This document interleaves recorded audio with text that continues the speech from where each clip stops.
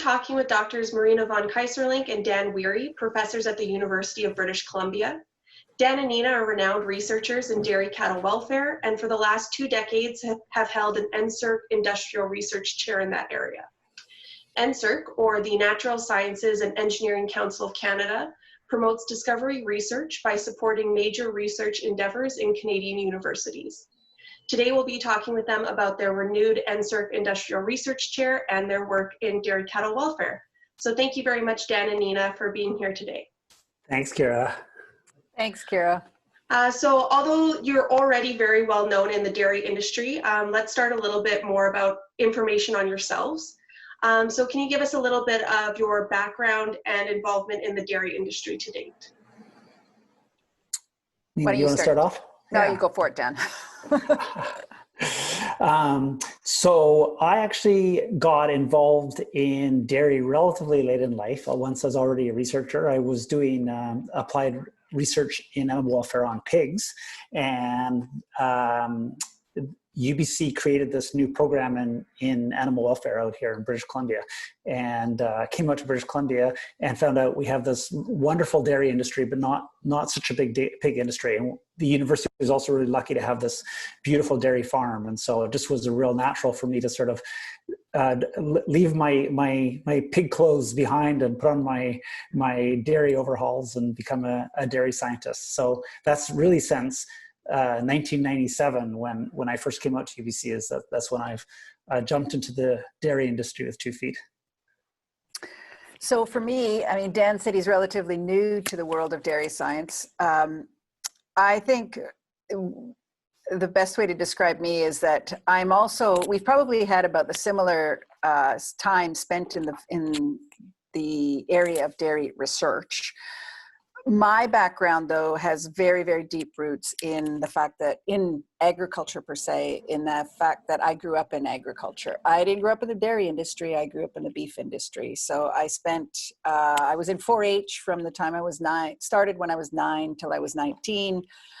Like I said, I grew up on a beef cattle ranch. I then finished did my undergraduate in animal science, my master's in animal science, my PhD in animal science, and then I decided I was done with research and left and actually worked in the agriculture, the feed manufacturing sector for about 7 years.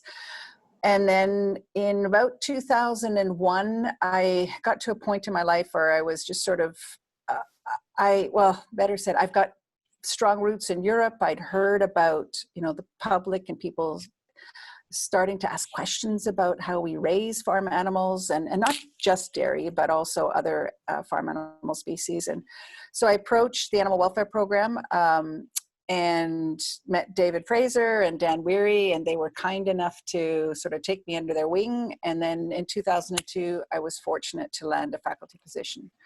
And so Dan and I have, been very lucky because we also are very good friends, and we've been working together we're not quite 20 years, but pretty soon it'll be 2 decades worth. That's great. So as I mentioned a little bit earlier about your NCRC Industrial Research Chair in dairy cattle welfare, so could you give a little bit of background on that, when it started, and just kind of a brief history of what you've done with it over the last few years? Well, I think the best way of saying it, Kira, is that we wouldn't be working in dairy at all without the IRC. The IRC has been right from the very beginning. The dairy industry came in, joined in this initiative, this Industrial Research Chair initiative.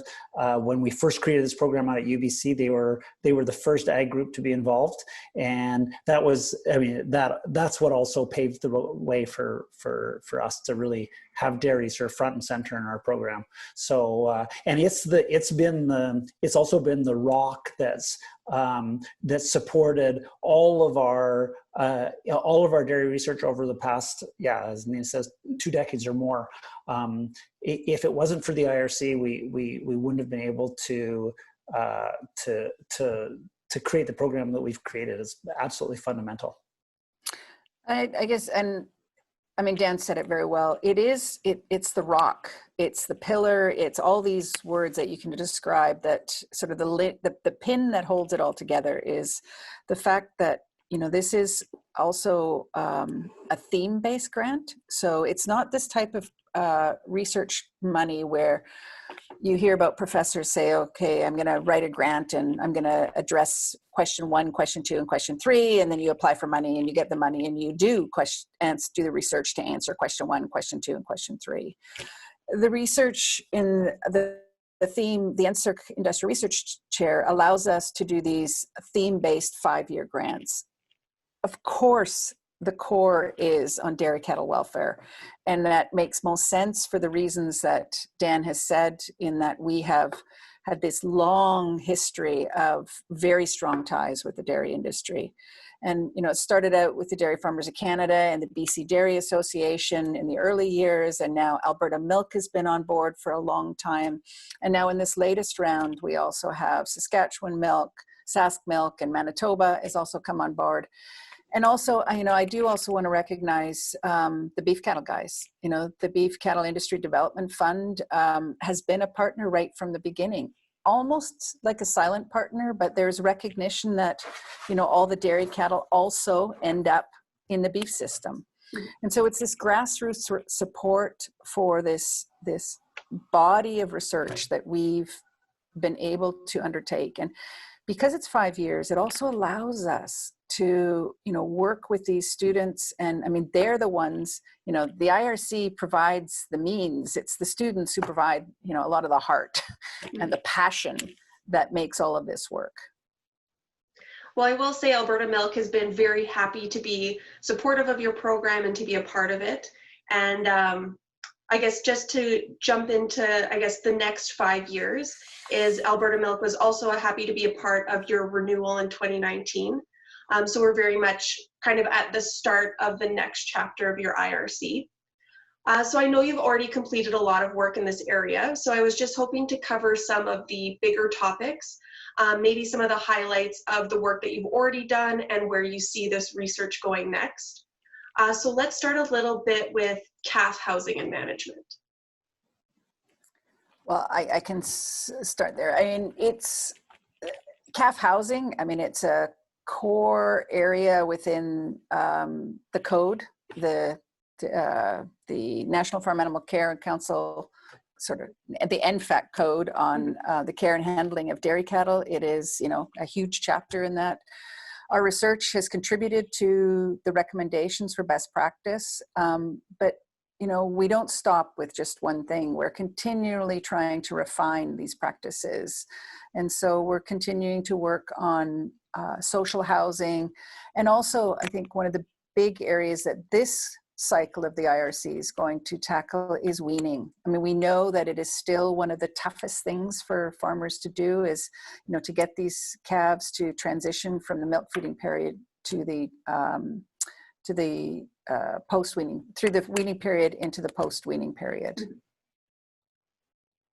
Maybe just to add to that here is to say that I think this is, I mean, this is been the amazing opportunity for us to be able to work on some of these questions over really the long haul, is that these things fit together in complicated ways. It's not a matter of doing one experiment, you have the answer and you move on. So for example, if you want to get group housing to work, you got to start off by feeding your calves properly. So if you have underfed calves, especially that are bucket fed, those calves are really motivated to suck on something. If you put groups of those calves together, they're going to suck on each other and you have problems with cross sucking. So you got to solve the problems of feeding first. And then once you solve the problems of calf feeding, and one of the things we've been promoting for years, and now many farmers do, of course, is feeding calves more milk and feeding calves through some kind of teat.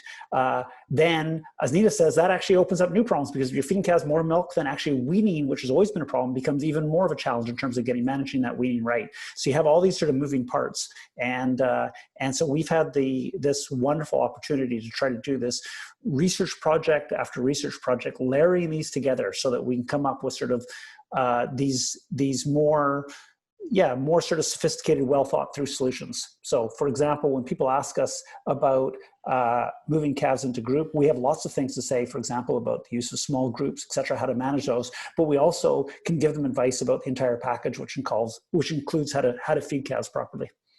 And just to add to that, I think what is the CAF example, and the CAF housing is a really good example where, 20 years ago, I think there's a lot of people thought that we were crazy looking at these higher feeding levels of milk. And it's, as Dan said, it's not one research project. We've got 20 years of projects and of papers that now collectively give us a whole body of evidence that we're able now to put together, this plan for farmers on, if you are currently limit feeding individual housing, these are the 10 steps that you need to do in order to transition. And we could come up with a proposed timeline, but we're not going to be able to do that with one project. And in an ideal world, for farmers, the fact that we started on this 20 years ago is the perfect scenario, because it takes us 20 years to get to help identify solutions for this. And so we, in an ideal world, are working on problems that the farmers are going to have to deal with, 5, 10, 15 years from now, depending on the complexity of the problem, will also depend in part the timeline we need in order to come up with best practices. Yeah, and I think you're a really good example too. A lot of the work that we do kind of promoting the dairy production research to our producers is sometimes it gets a little difficult and bogged down in, well, what am I going to see when this project is over? Or what am I going to do differently next year?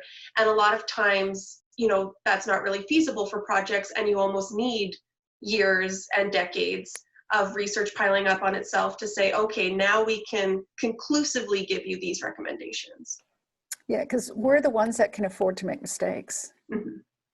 Farmers can't, it's tough on them. It's tough on them financially. It's tough on them just because, they do really want to do the best job that they can.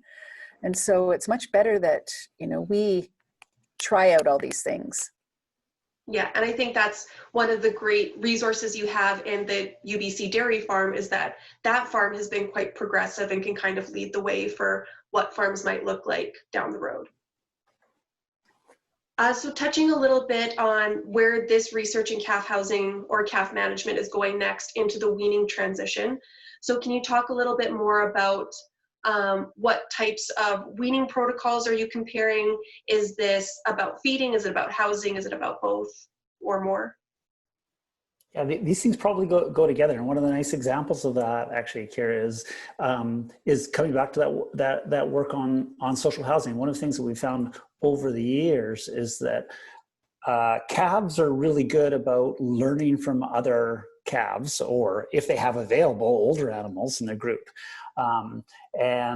So if you keep calves, actually house calves socially, then they start to learn from their pen mates, basically, about what to eat and when to start eating. What you find is that calves eat more solids. So basically starting off that weaning process by themselves sooner if they're group house. So the housing very much does fit in with aspects of weaning. There's a number of directions we're going to with the weaning one in particular, as you asked about. Well, I'll just give you sort of two quick examples. One is, yes, we're constantly sort of trying to build better protocols for how to encourage calves to be eating solid food early so as to make that transition easier. And one of the ways that we've been really interested is working with these automated calf feeders, which allows us to actually monitor how much solid food calves are eating every day, and use that as a way of basically, when calves hit certain targets, to reduce the amount of milk that they're provided, to sort of provide this extra incentive to keep pushing them along. And what we found is that some calves actually are really quick at switching to solid feed. And what that sort of does is, if you think about having a certain budget in milk that you want to spend for all of your calves, but there's some calves that are really good at transitioning early. And if we can identify those calves, calves by looking at how much feed, solid feed they're eating early and then getting them onto solid feed. Then what that does is it saves more of our milk budget, basically, to feed some of those calves that really just need to stay on milk for a little bit longer. Those are still calves that might turn out really well for the farms. They're often calves that grow really big, but they just need a little bit of extra milk investment, if you will. Okay, so I guess kind of what I'm hearing, and maybe where this is going, is weaning strategies based on targets as opposed to, okay, this calf is this age, so now we wean them. And maybe just even more than that is just to say that actually individually tailoring the weaning for each calf. And so like knowing a little bit more about what the calf's, where the calf is, and some of the automation allows us to do that beautifully, monitoring individual calf performance, even calf preference, and then managing our weaning strategy around the needs of that calf. Okay, so I'm going to move on to the next topic, unless there was anything else you wanted to say around your research in calves. I think the only other thing that I guess I would like to just to talk about a little bit, it's not funded under the IRC, but we've tried to take more of a 360-degree approach to a lot of these practices. And so we've got a student now, for example, who's doing a social science project, who is interviewing farmers all throughout Western Canada on sort of what they're doing and their thoughts and attitudes and perceived challenges around weaning. And so this, we believe, is really, really valuable information. First of all, just from a descriptive perspective of, how variable this is, but also to get sort of, what do they see as the big challenges? And then ultimately, in the next step is to try to pull some of this together as we tell our stories. Okay, yeah, and I'm sure that's something that producers really value as well, is for them to have the opportunity to give a little more feedback into, this is what I'm dealing with on farm, so maybe let's do a little more research around this area or incorporate it somehow. Exactly, and we think actually weaning is going to be one of those areas which are actually hugely variable across farms. And so yeah, learning more about what producers are doing and finding out how we can sort of tailor our research to best fit their needs. I mean, this is a great example of how that sort of the scientific research and that social science research needs to happen hand in hand. Mm-hmm. So I guess moving on to the second of your big four topics for the upcoming or the currently ongoing IRC, the next one being painful practices, which I know is generally a hot topic for dairy cow welfare. So I guess, sorry, I was just going to say a little more into highlights of what you've done and where this is going next. I mean, I think this is something that it sort of relates back a little bit to what Nina was saying earlier in terms of the calf housing. But I think sort of, if you'd asked a lot of dairy farmers maybe 20 years ago about calf disbudding, they'd say, yeah, well, it's just a chore we got to do, and nobody likes it, but we get it done. This idea of sort of thinking about more sophisticated ways of controlling pain and taking the pain controls associated with disbudding, seemed like sort of it's probably a distant and a little bit of a scary thought for most farmers. And I think that's sort of amazing to look back like that, where now we've got all these solutions available. And it's important, I think, for people to realize that those solutions didn't come out of thin air. They came again out of 20 years of research, a lot of which has been done by our group. And that's been sort of one step at a time, looking at what kinds of approaches work, trying to actually create a variety of different pain treatment approaches for different types of disbudding.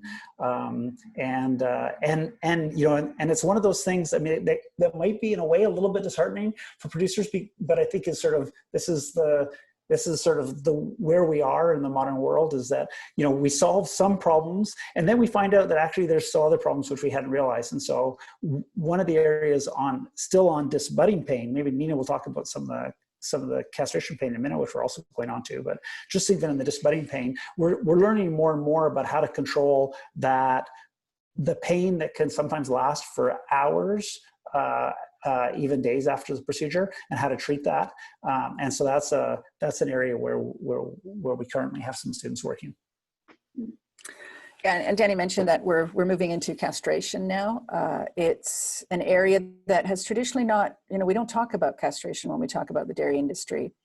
But we're seeing, as I'm sure many of the producers in Alberta Milk and the other producers are moving towards using more and more beef genetics on their herd. I actually saw some data the other day that it is on the rise in Canada, in part because I think they're recognizing that the fate of the dairy bull calf is a challenge for everybody, and these excess calves are a challenge for everybody, not just from what am I going to do with it, but also there's lots of ethical questions about the fate of those bull calves.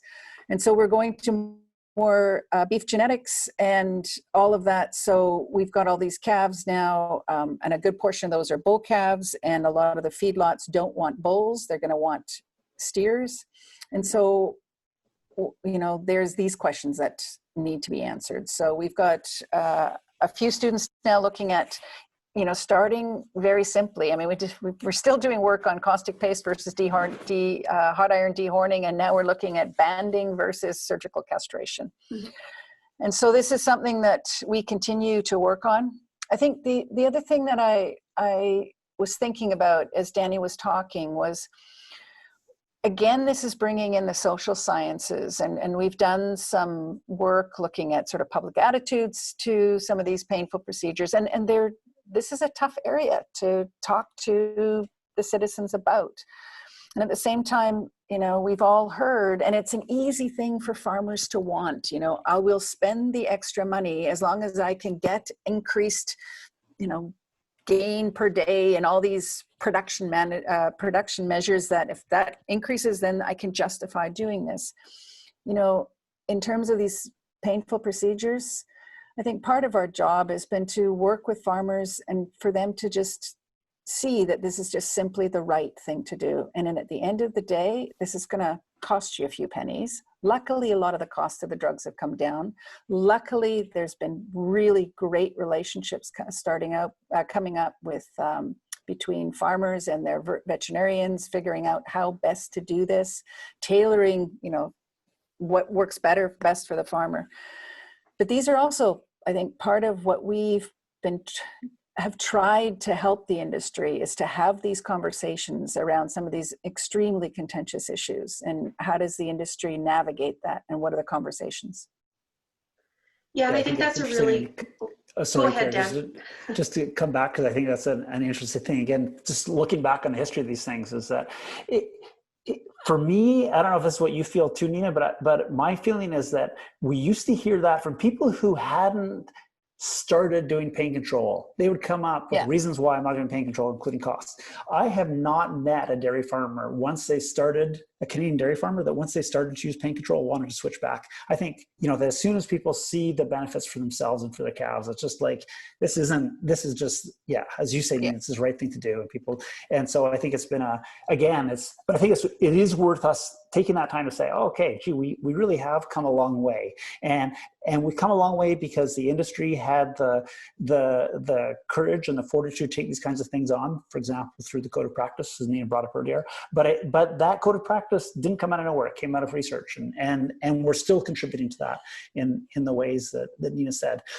I think the conversation about castration is going to be probably even a harder one. And I think, as Nina said, the reason for that is, as a dairy industry, we haven't really taken ownership for that yet. I mean, I think actually there's a larger issue that sometimes we don't even take ownership for what happens to our bull calves, but we need to start doing that. And part of taking ownership for those bull calves, especially if these bull calves are gonna survive to the age of sexual maturity, which they are if they're getting reared in the beef stream, is that we need to take responsibility for getting those chores done and getting them done early, because we know that's best for the calves. So I think this whole thing is going to require a bit of a change in mentality on the part of the dairy producers to start thinking that castration is something that we got to do, and we got to do it right on our own farms, because you know what? Once they get off our farms, we can't be sure it's done right. So I think that's and we're doing that research to try to give farmers good solutions. But I think together with those solutions, we're going to have those conversations exactly along that. And that's again where the social science stuff goes hand in hand, is creating opportunities for those conversations. Yeah, and I think, I mean, we've moved to the second topic of painful practices, and we initially, we had stopped, we had finished with CAF Housing and Management, but I think we actually, have to recognize that I think that's one fundamental change that's going to happen now, is CAF Housing and Management was exclusively about the female CAF.